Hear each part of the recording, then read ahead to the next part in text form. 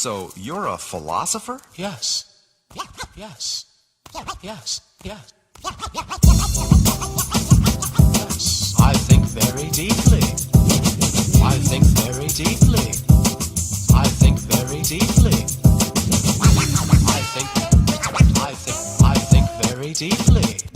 In about 4 seconds, a teacher will begin to speak. I think very deeply. Let us begin. What is up, good people? This is your host, Dave Johnson. Welcome to the MadHouse.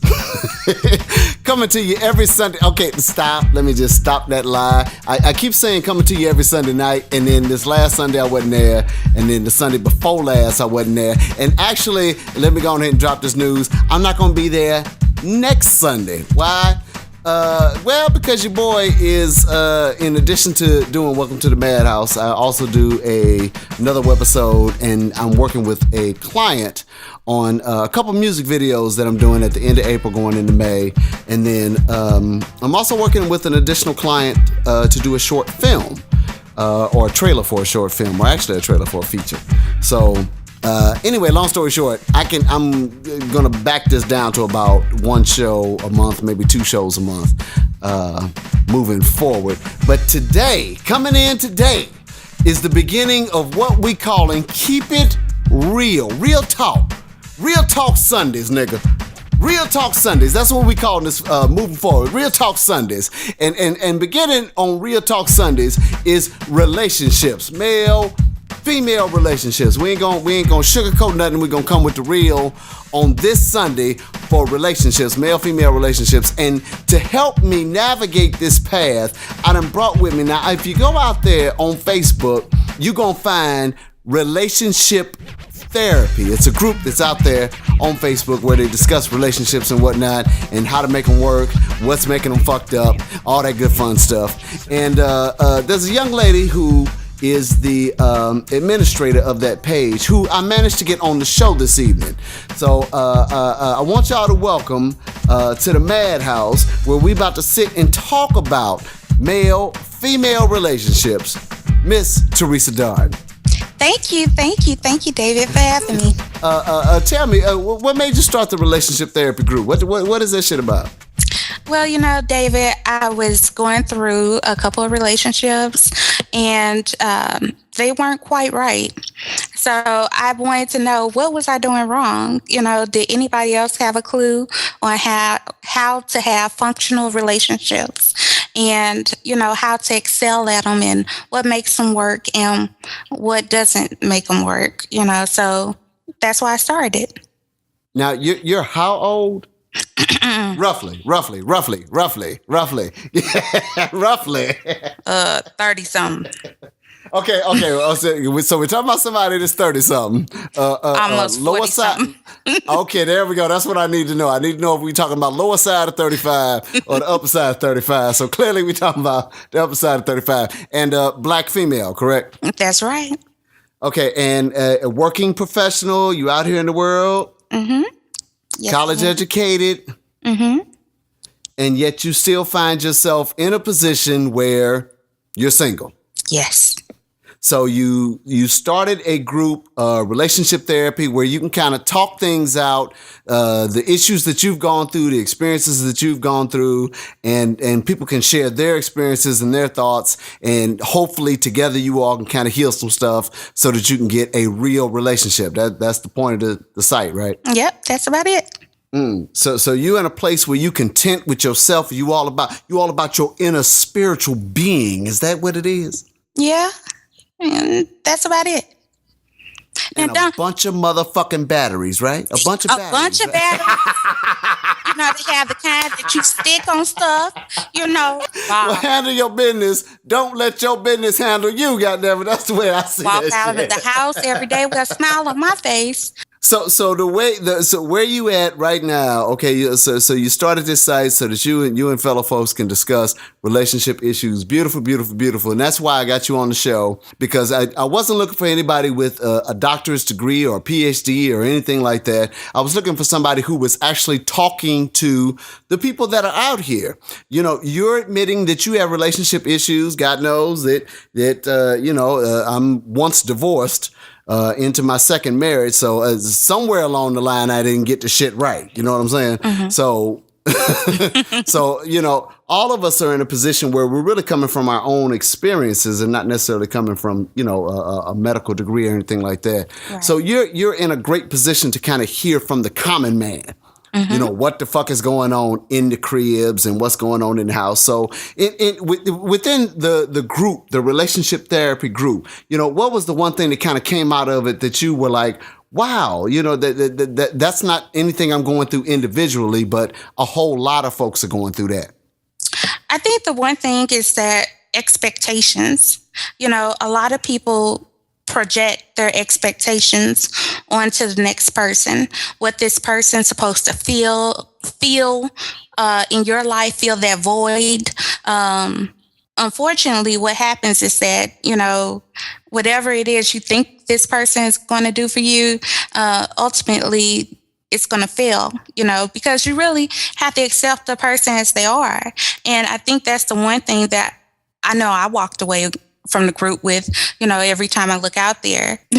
So you get a whole lot of folks to come in that kind of go, man, I walked into this relationship, I walked into this engagement, I walked into this marriage or whatnot with a whole set of expectations. This motherfucker, either expectations I had in my own mind or expectations that based on, you know, the shit that this motherfucker sold you.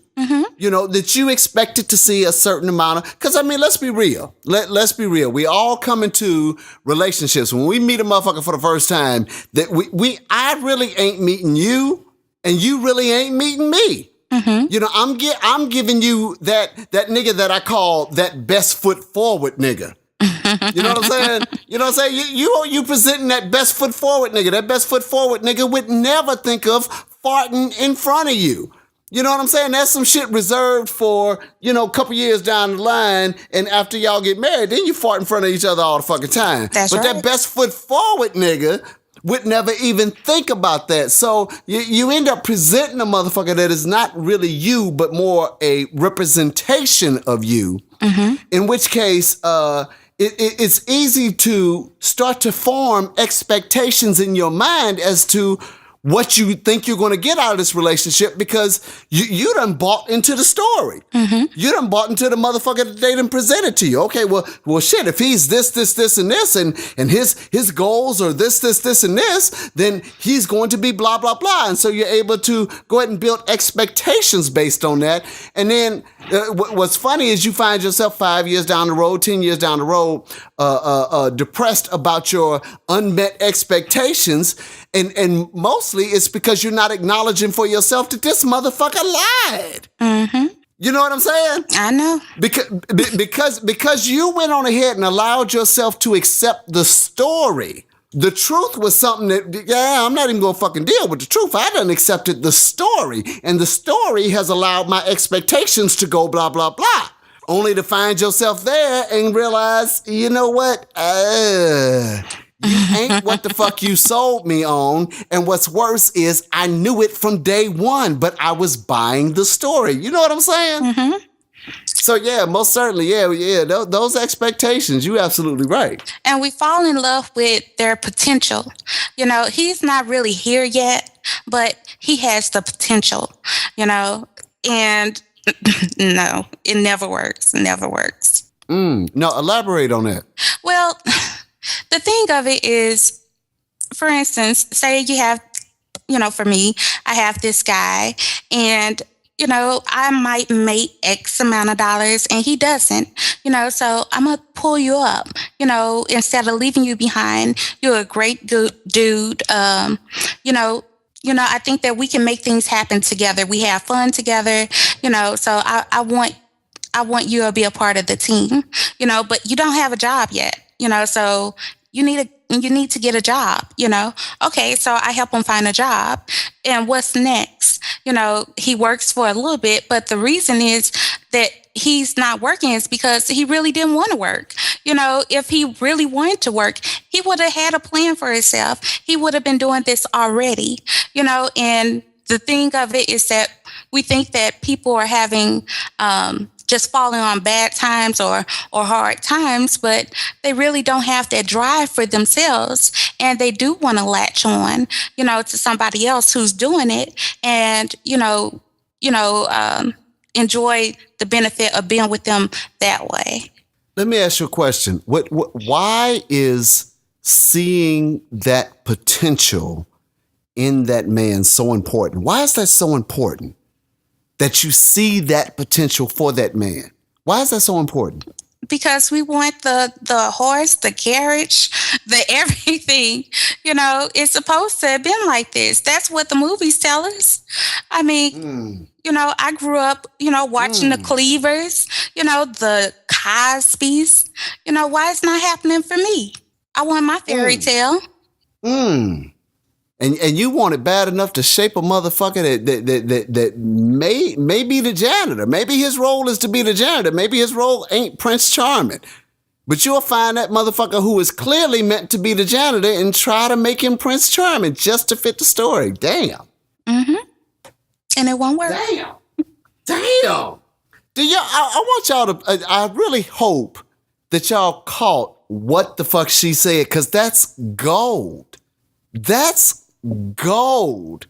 Y'all don't understand. Y'all don't understand how much, if what she just said was in my heart and explained to me in a way that it was in my heart through my 20s, she would have saved me so much heartache and pain based on what she just described. Y'all got to hear what she said. A woman comes into the picture with an idea in her mind of who this motherfucker is supposed to be. Okay? Follow me there. Take it to the next step. So you meet Joe Blow. Joe Blow ain't quite that image that you know a nigga is supposed to be, but he close enough. He got potential. He got potential.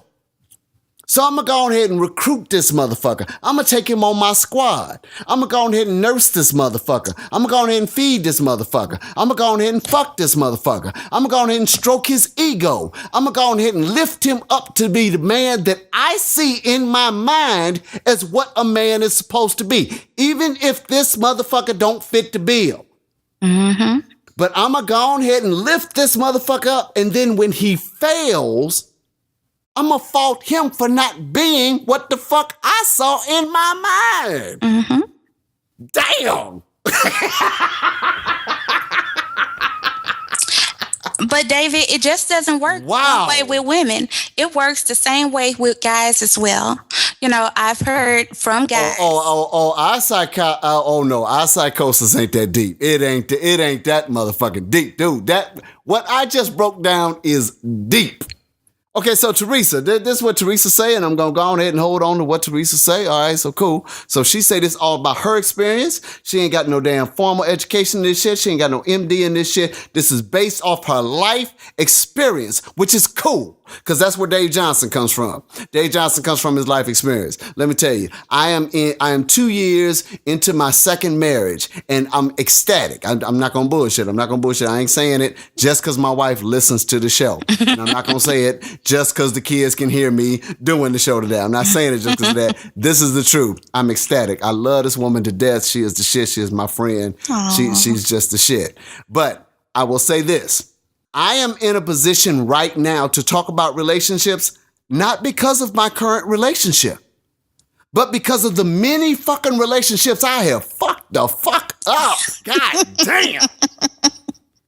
I am an expert at fucking up relationships, an expert. So therefore, I feel very confident to sit here tonight and talk about relationship therapy with somebody else who is also saying, you know what, this is just based on my experience. Ain't nobody got no MD here. This is just on my experience. And Dave Johnson is telling you, based on his experience, I'm talking about how bad I fucked up. That's the bottom motherfucking line. So, having said that, let me ask you, based on your opinion, your experience, what are the biggest mistakes that, I'm sorry, give me your top biggest mistake that men make in a relationship, and then tell me your top biggest mistake that a woman makes in a relationship.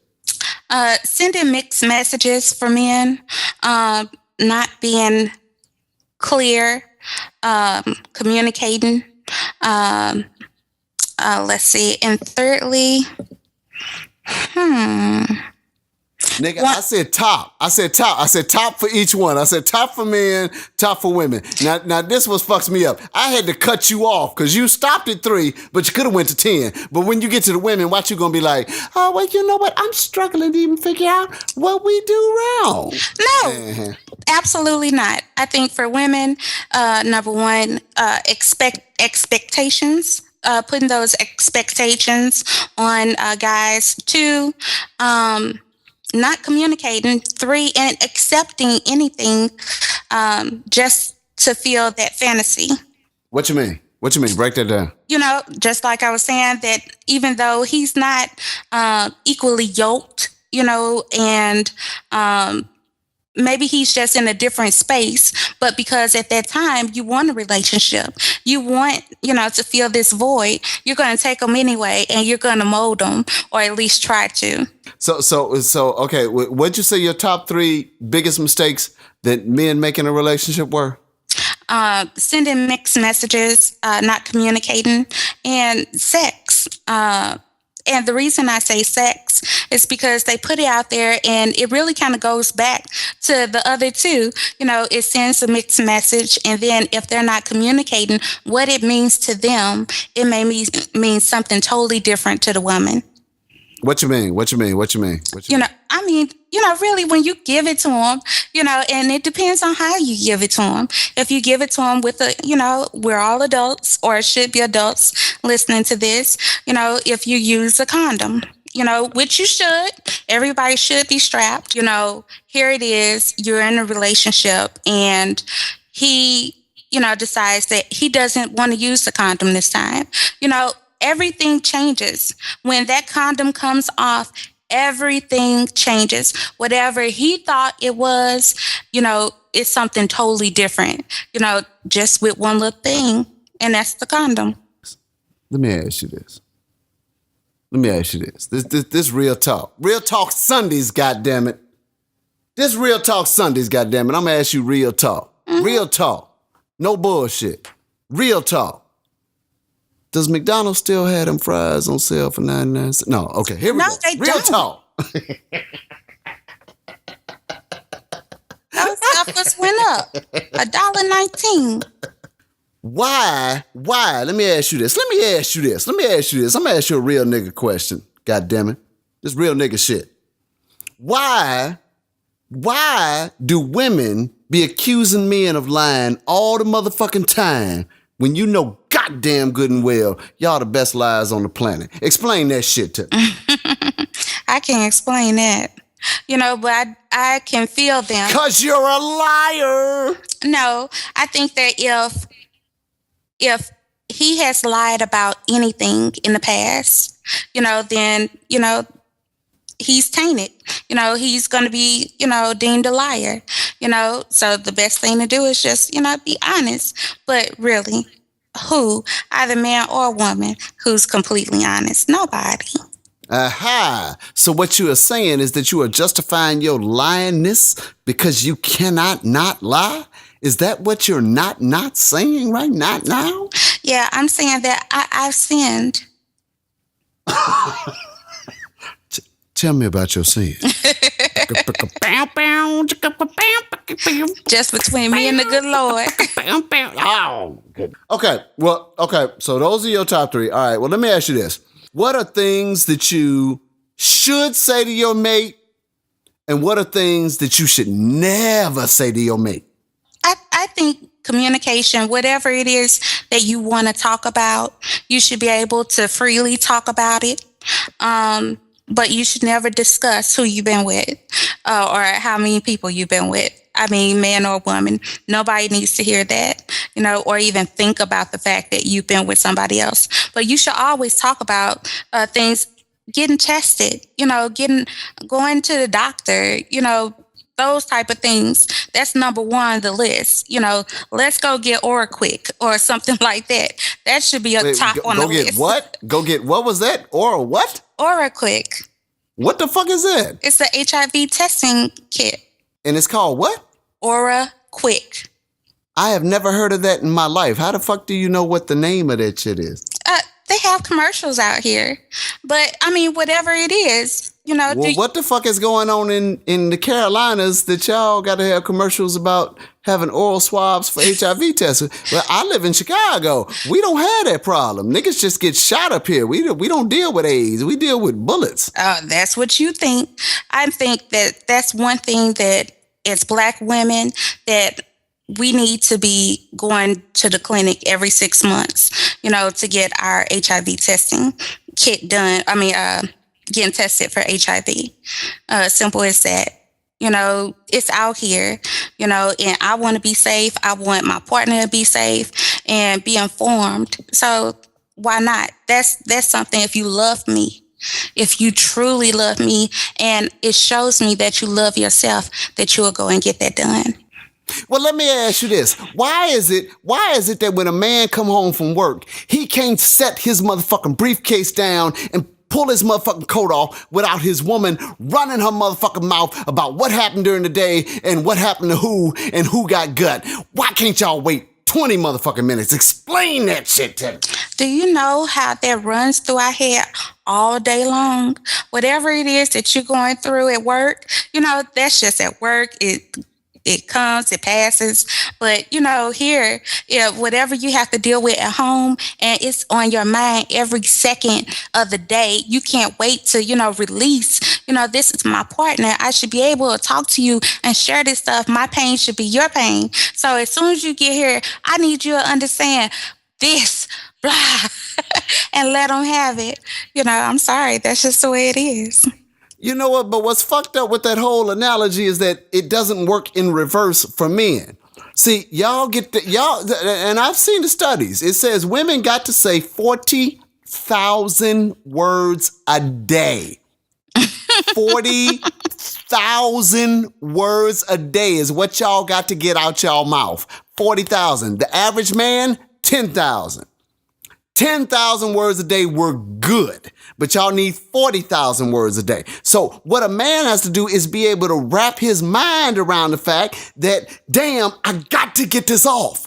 I got to get this off. I got to say these 40,000 words and be able to wrap his mind around the fact that as a good husband, he's got to sit and listen to that. Kind of like, a good wife that doesn't understand that a man got to bust that nut about 40,000 times a week. And sometimes I just need you to wrap your mouth around my shit. Yeah. I'm just saying. Y'all got 40,000 words. We got 40,000 nuts. Everybody got to respect. Everybody got to respect each other's shit. I mean, everybody got bust a nut. I let you talk. You let me nut. Talk nut. Talk nut. See? Boom. Mm-hmm. Boom. I will even go shopping with you, and so you can get your mauve paint or your focaccia fucking printed whatever. If, you just kind of reach over and stroke a nigga's shit while I'm watching the game. That's some cool shit. Male-female relationship therapy. See, I'm trying to explain our shit. You trying to explain your shit. Our shit, your shit. See what I'm saying? What's a woman's biggest pet peeve of a man in a relationship? Boom, boom, real quick. Boom. What's your biggest pet peeve of niggas? Bam. What you got? Leaving the toilet seat up. God. That's your biggest motherfucking pet peeve. That's it? Yes. That's it. Yes. The toilet seat. Mm-hmm. Of everything that a motherfucker has done to you in your life, all the dirty shit a nigga could possibly do, leaving up that toilet seat is the worst thing a motherfucking man could do. That's your pet peeve. Really? Really? Really? Really? No, the lying, cheating, and stuff like that. That would be considered the top pet peeve. Well, I would think it would show up in your vernacular somewhere, but you talking about lifted toilet seats. Like the nigga, as long as he keep that toilet seat down, he can fuck a bitch right in front of you. It don't even make you no never mind. It don't even make you no never mind. Fuck it. You kept the toilet seat down, bust it in her face. Why not? Why not? No. I'm just asking. Just asking. So, Teresa, let me ask you.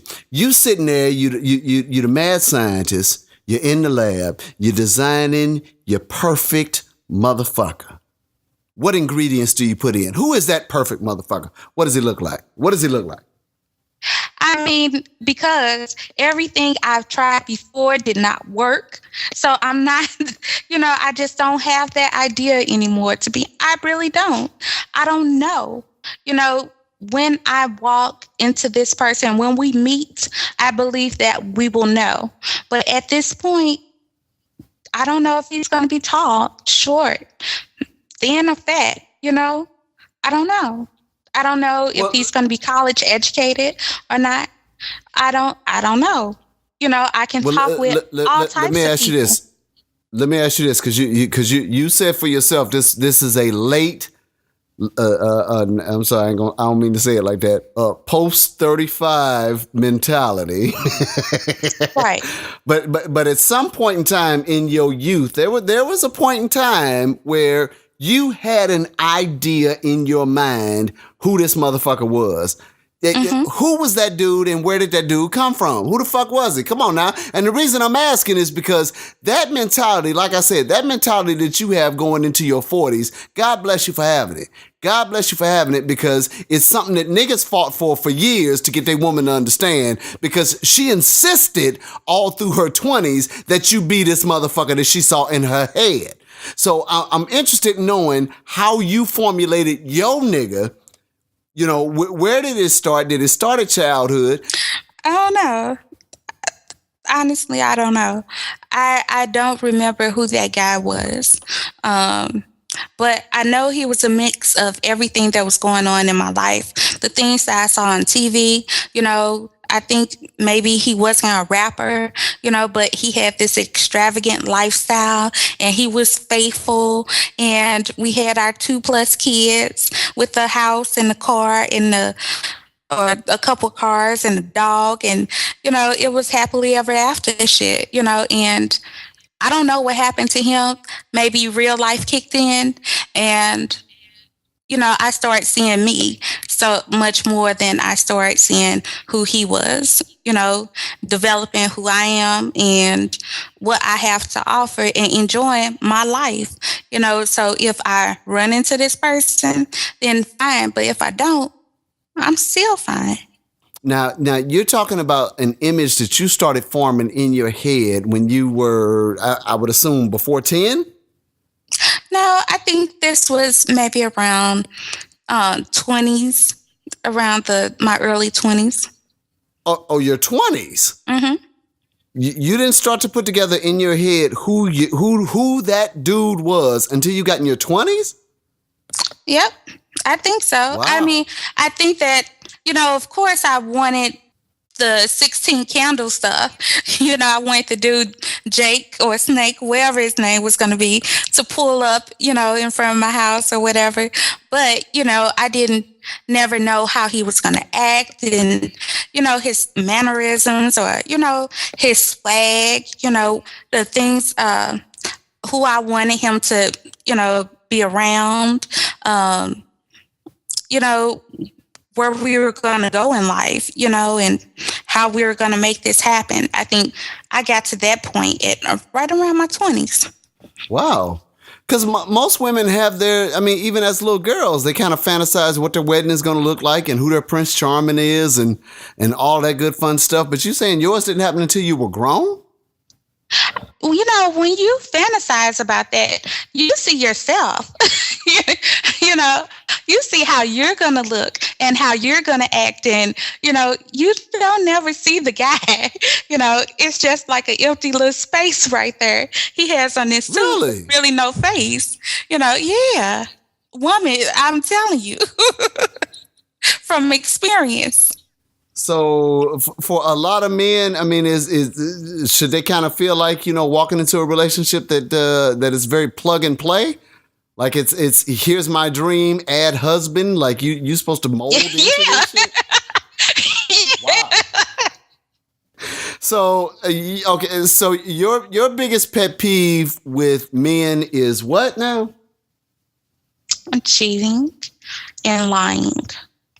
Cheating and lying. That's your biggest pet peeve with men. So and by pet peeve with men, I'm asking in a very general sense. So in the majority of your relationships with men, you tend to find that they are cheaters and liars.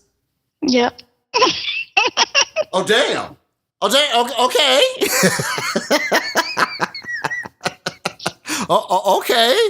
All right. Well, okay. Well, you said a woman's biggest pet peeve with men is that they are cheaters and liars. Okay. All right. Okay. Well, I'll accept that. Let me see. What's my biggest pet peeve with women? Okay. All right. I think I got my biggest pet peeve with women. Here's my biggest pet peeve with women. My biggest pet peeve with women is that all of you all live under the severe delusion that this is y'all's planet. That's my biggest pet peeve with women. All of you all live under the delusion that you all are living on planet U. Every single one of y'all. Every single one of y'all. And that's why y'all can't stand other women. Because other women have the audacity to think they're living on planet them. When clearly they're living on planet U. And that's why y'all can't vibe with them bitches. That's why all of you all are built, all women are built towards maintaining, protecting, and fighting for their cave, their space. That space that allows them to keep the baby safe and to raise the kids and for the husband to bring the food back to the cave. The cave is everything for a woman. And so you all have just expanded that motherfucker to the whole planet. So the whole planet is every woman, and y'all get pissed at each other because each one of y'all think y'all living on each other's planet. That's my biggest pet peeve with women. Oh, wow. Unrealistic views of what the fuck the world is, because each one of y'all think it's y'all's world. So what do you men pet peeves are? Oh, I don't know. That was not my homework question for the day. That's yours. You came back with cheating and lying. I came back with y'all got narcissistic views of your universe. And so I did a little more homework on mine. I'm sorry.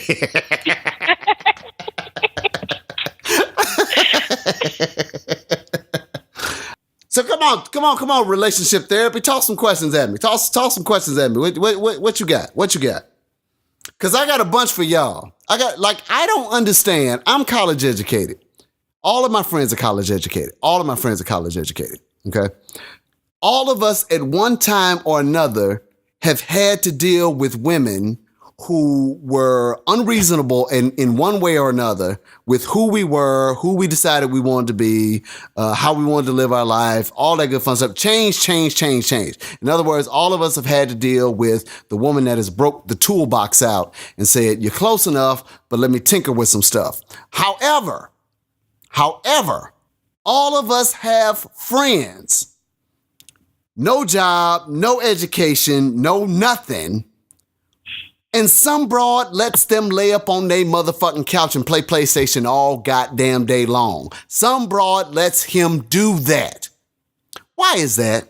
Help me understand that. Help me understand how somebody who, like I said, college educated, take care of the kids, take care of this, take care of that, helps around the house, cooks, cleans, all this good fun stuff, can get yelled at all motherfucking day long, but another motherfucker who don't do shit but lay up on the goddamn couch, soak up benefits, use up electricity, not even electricity, but electricity, and play PlayStation all day long. How is it that woman comes straight in the house, takes off her clothes, goes, takes a shower, and comes fuck that nigga 8 days to Sunday? How? Explain that shit to me. Because that don't make no fucking sense to me. Explain that one to me. Miss Relationship Therapy. Boom. Give it to me. Well, I think there's they're serving some type of purpose, whether it's, just to be a body there or whatever need it is that the woman lacks or what she wants, they're fulfilling it. Maybe she doesn't have dreams of having a man that goes out and work 8, 9 to 5 or whatever, but Wait. You telling me there are certain women out there whose dream is to have a nigga that don't do shit? That's her dream? no, it's not her dream. It's a little trickery involved. When they first got together, he wooed her. He was like, I'm gonna be this, and sold her a dream, and she saw it with the picket fence and the rainbow, and she believed him. And pretty soon, it didn't pan out. He didn't.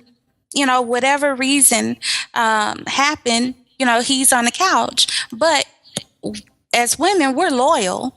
We're not going to give up on you just because you're down. We're going to stick there and we're going to hold out and, Yeah, but we ain't really. I ain't talking about the dude who sold nobody on no dream. I ain't talking about the dude who you met in the suit and had a job, then lost his job, fell on bad luck. No, I'm talking about that nigga you met at the motherfucking party that came in with the motherfucking sagging khakis and the wife beater on and had the motherfucking 40 in his hand when he came through the motherfucking door. And that nigga somehow ends up on somebody's couch where somebody's taking care of him, where the only thing he does is really, he goes and gets food stamp benefits. And so that's how he kicks in. I'm gonna lay up on the couch, I'm gonna give you my food stamps, and I'm gonna play PlayStation all day. He wasn't shit when she met him, and yet she keeps him around. That's the women I'm trying to understand. Who is that woman? Why does that woman do that? Okay, I don't know her. I have no idea who that lady is, so I really, I don't know, what you see is what you get. Maybe, she thought that he was going to turn into something different. I don't know. You had mentioned once before about, sometimes when you're one of these women, you've got everything together, you got your education, you got your income, you got your house, you got your car. The only thing you really don't have in your life is consistent dick. That you're almost kind of cabana boy a motherfucker and just had that nigga that just lays around the house and his sole purpose is to make you nut. Definitely. But at the end of the day, I mean, is that all you really want? Again, it's coming back to being honest about what you really want. Being honest with yourself. And, if you don't have that, have that honesty, then it's all a lie.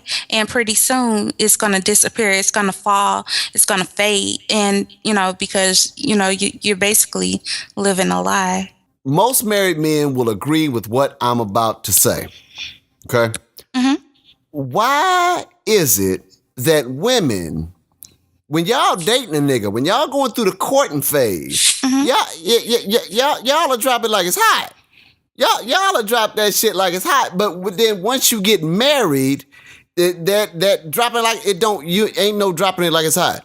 Like motherfuckers say, man, what you want? What you want is you want that woman that's gonna lay that married loving on you. You want that woman that's gonna lay that married loving. No, you want that single chasing you loving. That's the loving you want. You don't want that married loving. That married loving, you don't want that. You want that. Why is that? Why do y'all fucking nigga 8 days till Sunday during the courting process, and then when you get married, suddenly, not so much.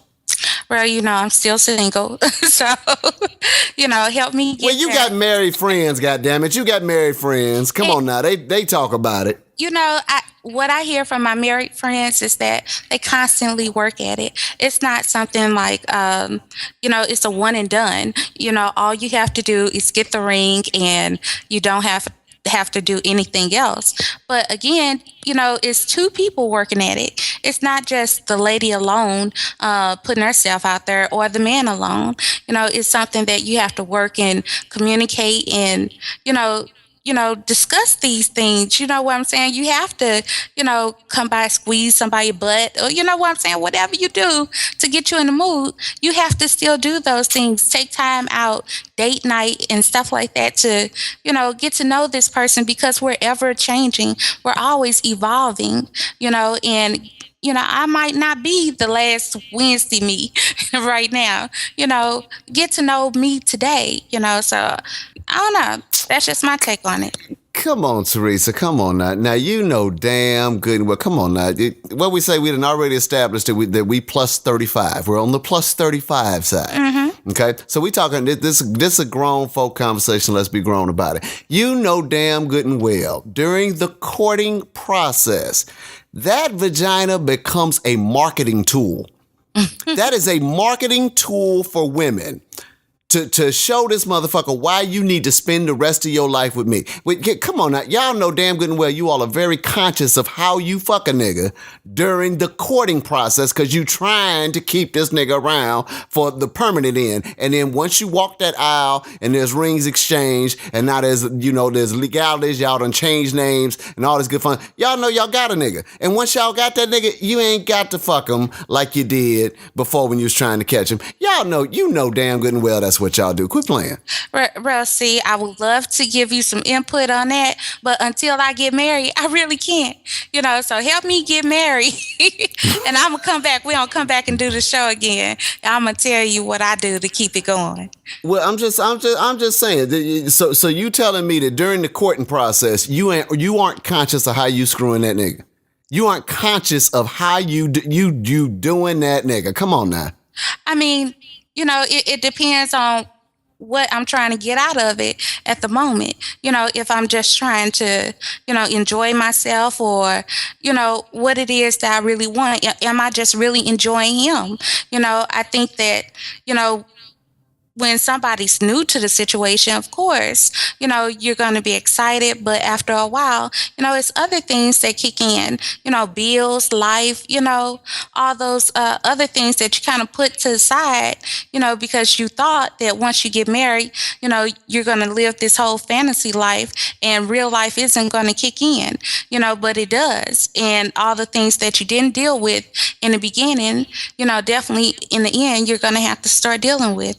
Let me ask you this, because you mentioned before, or you admitted before, something that most men pretty much knew, but it's rare that you get a woman to go on ahead and admit to it. But you mentioned the fact that for the most part, women have an idea in their mind of their life, of their life, not necessarily their life with their man or any of that stuff, but of their life. And a lot of times in that vision, you see that there is a man present, that there is a man that is there in that vision, but it's really just a suit walking around with no head, no hands, no arms, no nothing, because you don't know who that motherfucker's gonna be. But let me ask you this. So how is a man ever to feel secure in a relationship with the woman that he's with if he knows this may not be about you? I may not have necessarily married you. I may have felt like it was time for me to have a husband. I'm at that point in my vision of my life where I'm supposed to have a husband. So I'm going to plug and play you into this situation. How is a man supposed to ever feel secure in that, knowing that it wasn't about him, but about him playing a role? He's not. Actually, it's doomed from the beginning. And if he would, he can't come into a relationship and be somebody's puppet. You really have to accept a person for just who they are and what they have to bring. And in those types of relationships, the plug and plays, it never really works. And you end up missing out on getting to know him and what he really do offer to the relationship. So in your opinion, women make a tragic mistake when they try to grab somebody to fulfill a role instead of grabbing that person for who they are. Tragic, yes. Okay, well let me ask you this question here. I asked it before. You kind of danced around it, so I'm gonna go ahead and ask the question again. But regarding church. Okay, regarding women who go to church and the men in their lives who maybe go to church or maybe don't go to church. But the question that was raised was, you get a whole lot of brothers that talk about situations where what they say to their woman seems to sound like shit to the woman's ears, but that exact same information can come out of the pastor's mouth and she feels like she has a revelation. How is a brother supposed to handle that when he feels like there's another man in whatever capacity? In this capacity, it happens to be a pastor, but in that another man has more say over his woman than he does. How's he supposed to handle that? Communication, talking to her. I definitely don't feel the same way, if I was married. Now, I do believe God is the head of my household, even with just the relationship between me and my child. But, if there was a man there, then definitely God first and then my relationship. But see, people tend to replace pastor with or replace God with pastor. And that's not it. Pastor is a man, and, really to understand God, and these are my beliefs, is going back to the Bible and learning the teachings and understanding what we both can learn from that instead of, depending on what man says to us. But you gotta see, like I said, it just happens to be a pastor in this situation, but you gotta see what a major issue that can cause for a man, for his psyche, for his self-esteem. To know that he is supposed to be this head of household, the leader, the one that everyone in the house, including the wife, follows behind, and he or she has put him in a position where there's another man that has more sway. Now, like I said, in this particular situation, it was a pastor that I was using as the example, but it could be a coworker, somebody that works with her at the job who. She's coming home from work and talking about, hey, Billy told me this, that, and the other, blah, blah, blah, at the job. Man, when he told me that, I really felt like I learned something. And you think in the back of your mind, damn, bitch, I just said the same fucking thing to you not a week ago. But this motherfucker Billy says that, you see what I'm saying? How's a nigga supposed to handle that situation when some other man has more say? It's not even just another man. It could be another woman, whether it's her mother, her friend, sister. When you're in a relationship, it's the two of you, and if you're presenting yourself with the information that somebody else is giving you, are you truly, giving of yourself, or are you pretending to be somebody that you're not? So that again, that's having too many people in a relationship, that's too much. Now, where I can go with you on the, it really is the same thing. If she was running her mouth too much with her mama or her sister or cousin, where I want to go there with you, psychologically, it's a different thing for a man to know that another man. See, you talk to your mama, you talk to your sister, it may drive us crazy, but we can understand that. Women sit and talk to each other, and quite frankly, when you're talking to another woman, I ain't got to hear them extra 30,000 words. But when a woman is talking to another man, when she's getting that insight from another man, see, to me, I've said this for years, what would crush me more than my wife giving her body to another man, knowing that she's giving her time, her heart, her mind to another man. To me, that's worse. To me, that's worse. Because if a woman's heart is somewhere else, everything else is gone. It's gone. A woman starts with her heart and then everything else follows. A woman can give her body. That's how women prostitute themselves. A woman can give up her body and feel nothing from the process. It's just my body. But for a woman to give up her heart, that's something totally different. Yep. That's something totally different. So for me, it would be more of an egregious crime for a woman to come to me and say, somebody has my time. This person has my time. And like I said, for a man to know that your woman is getting her counsel, her advice, her spiritual or emotional protection, with all that good fun stuff from another man, to know that she's getting that from another dude, it so demeans your place in that house. Why should my kids listen to me when you've made it clear you won't even do it? That's you know what deep. I'm saying? That's deep. Yeah. So I mean, for me, I think a lot of times, and like I said, I tend to find it with my sisters. I tend to find it with black women, especially black women that are in the church. I tend to find it with them more than anything else, where in their search to find their spiritual journey, they will leave their man to the side. They will walk without their man and then get angry at their man for not taking the walk with them. The issue, like I said, more than anything else, is the receiving of information or receiving of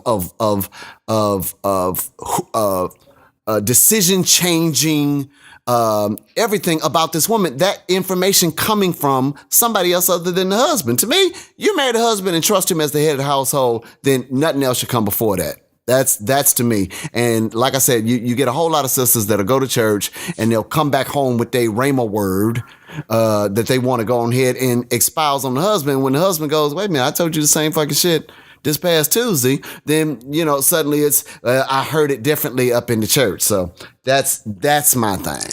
Well, that's how they, how they process information. But when you talk about encouraging your mate to go to church, I mean, as a family, I think that if you have, again, the communication and you're talking about what's important to you guys to grow as a family, what are your next steps in life and how do you take them together? And if one person decides that they want God to be in the forefront of their lives and he's not being a part of that, then I honestly don't know how you're supposed to deal with it. But if you're communicating and, as a woman, if you feel like this is something that I need for me, to be your wife, then I would definitely want my husband to show his support, but browbeating him and, condemning him, downing him, or anything like that. I mean, again, I think it's how you present the information and, even if it's them coming for your support. So as the woman, you can develop yourself. You want somebody that loves you enough that want to reach out to you like that or be there for you like that. I guess you wonder where I've been. I searched to find the love within.